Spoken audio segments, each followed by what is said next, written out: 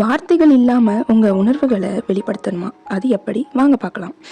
ஒரு நாள் first day school இருந்தது. பெற்றோர்கள் எல்லாரும் அவங்க குழந்தைங்க கிட்ட அன்பை வெளிப்படுத்தினாங்க. கட்டி அணைக்கிறதா இருக்கட்டும், ஃபோட்டோ இருக்கிறதா இருக்கட்டும், ஒவ்வொரு விதமாக அவங்க அன்பை வெளிப்படுத்திக்கிட்டு இருக்கும்போது ஒரு பையன் மட்டும் தனிமையில் ரொம்ப அழுதுகிட்டு இருந்தான். அதை பார்த்துக்கிட்டு இருந்த மற்ற ஆசிரியர்களுக்கும் வருத்தமாக இருந்தது. கொஞ்சம் நேரம் கழித்து அந்த பையனோட பாட்டி நடந்து வராங்க. வந்த உடனே அவங்கிட்ட எதுவுமே பேசலை. அவங்க தலையை கோதுறாங்க. மெல்ல அவன் கையை இறுக்கமாக பிடிச்சு அவன் தோள்களை தட்டி கொடுக்குறாங்க. அந்த பையனும் எதுவும் பேசாமல் கொஞ்சம் அழ ஆரம்பிக்கிறான். அதுக்கப்புறம் மெல்ல சிரிக்கிறான். அந்த இடத்துல அவனுக்கு தேவைப்பட்டது வார்த்தைகள் இல்லை, ஒரு ஆறுதலான உணர்வு மட்டும்தான். அந்த உணர்வின் வெளிப்பாடுக்கான டிப்ஸை பார்க்கலாமா? முதலாவது, ஒருத்தங்க சிரிச்சுக்கிட்டு எல்லார்ட்டையும் நல்லா பேசுகிறாங்க அப்படின்னா அவங்க மனசில் சில சங்கடங்கள் இருக்க தான் செய்யும்.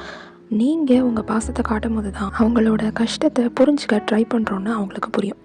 இரண்டாவது, இது ஒரு சுயநலமான முயற்சின்னு கூட சொல்லலாம். ஏன் அப்படின்னா மற்றவங்கக்கிட்ட பாசம் காட்டுறது உங்கள் மனசை தான் நிலையான ஒன்றாக வைக்க உதவும். மூணாவது, சில பாசமான வார்த்தைகள் தான் பெரிய மாற்றத்தை ஏற்படுத்தும். நாலாவது, கோபம் நம்மை சோர்வடைய செய்யும், பாசம் நம்மை அமைதியாக வைத்திருக்கும். அஞ்சாவது, நீங்கள் ஒருத்தங்க மேலே பாசம் காட்டுறீங்கன்னா அவங்க பாசம் இல்லாதவங்களாவே இருந்தாலும் உங்களுடைய அன்பு அவங்கள மாற்றிடும். அன்பு வார்த்தைகள் இல்லாமலேயே உணர வைக்கும்.